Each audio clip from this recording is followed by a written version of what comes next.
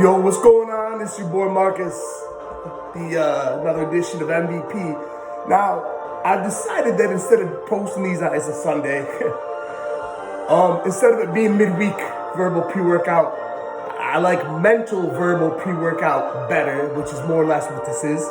I'm going to still post videos in the middle of the week, but I've decided I need to post more. I want to do more. Now, I'm happy to announce that if anybody was following me on Facebook, I'm getting the green light to go ahead and work with kids at Booker T. Washington Community Center in Auburn, New York. It's a community center that generally it's for low-income families. A lot of minority kids there, and there's definitely some kids there that can use some motivation, I'm sure. For today's edition of the MVP series, I'm going to talk about adding value. Okay. Adding value. Dennis Rodman. A lot of people know who Dennis Rodman is. If you're a sports fan, followed the NBA, you'll know who he is. Now, Michael Jordan didn't win 6 rings by himself. Let's just throw it out there. He had one of the greatest coaches of all time.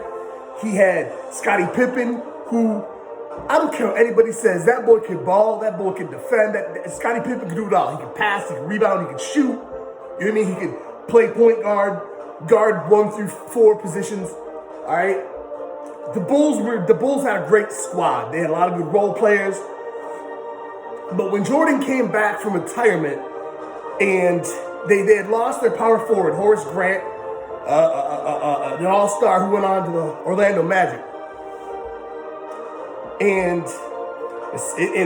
Michael Jordan, right, had a conversation with Coach Phil Jackson. Dennis Rodman wanted to join the Bulls. Dennis Rodman is probably pound for pound the greatest rebounder, if not the most valuable rebounder in the history of the NBA. Dennis Rodman, by his own words, he couldn't shoot a layup. Dennis Rodman, who is one of the greatest ever as far as on the defensive side of the ball, didn't grow into his body until late in his high school year. He was wasn't very coordinated, okay? He wasn't highly recruited. Matter of fact, I believe he went to a community college, and it was a pro day that he put on a display that made the Pistons want to draft him in the 2nd round. But when Dennis Rodman joined the Bulls, Scottie Pippen did not want him there. Scottie Pippen was like, do not bring that crazy dude here. And Michael Jordan went to Phil Jackson, was like, can you coach him? And Phil said, yes. And Jordan said, good. We need them 15, 20 rebounds a game that Rodman's going to provide us. And that's exactly what Rodman did over the next 3 years. He was an integral part of the Bulls winning 3 more championships. He helped Michael Jordan win 3 of those 6. Couldn't shoot to save his life. Couldn't even really hit a layup. But he added value. He added a ton of value because he was one of the best defenders in the game and the best rebounder in the game. And you added that to the 2 best offensive players and the best coach, it's a wrap. But Dennis Rodman added so much value to the Chicago Bulls. It didn't matter that he couldn't shoot. It didn't matter that he was almost a handicapped on the offensive end. The boy grabbed rebounds like no other. He added value, okay? And that's what this is about, adding value. All right, what do you do that adds value to your community, to your school, to your job, right? You need to aspire to inspire people, okay? Now, I decided that I want to be a motivational speaker. I didn't decide that I want to be a motivational speaker because I want fame and fortune and I would look at the people that inspired me.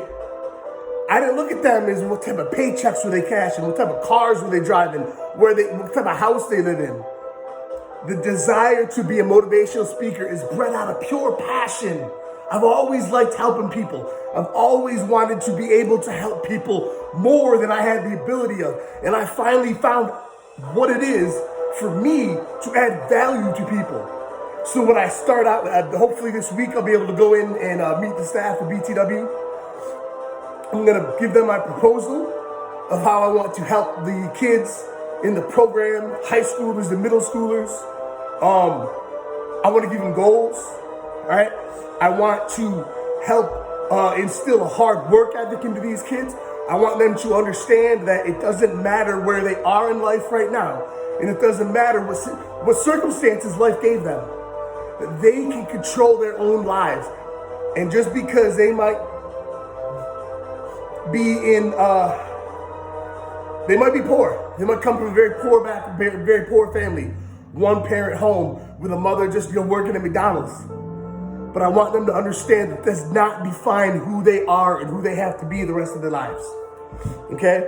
My desire, again, to become a motivational speaker was bred out of pure passion to want to help people, to add value to their lives. All right? Yes, watching the videos, really inspired me to become a motivational speaker. But it had nothing to do with wanting to make a lot of money. Public speakers can make a ton of money. Matter of fact, public speaking is looked at as like one of the top 3 fears of all humans. I embrace that. I enjoy it. In college, whenever I had to give presentations to the class, there's one class at Oswego State where it was one of the big lecture halls with like 200 seats, and we had like well over 100 students. And I had these 2 kids from Africa in this group, and I did about 90% of the talking. And I loved it. I've never shied away from speaking in front of people.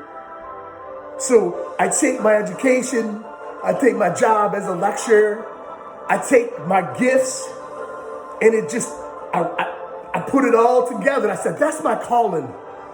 I need to be in front of people telling people you can live your dream.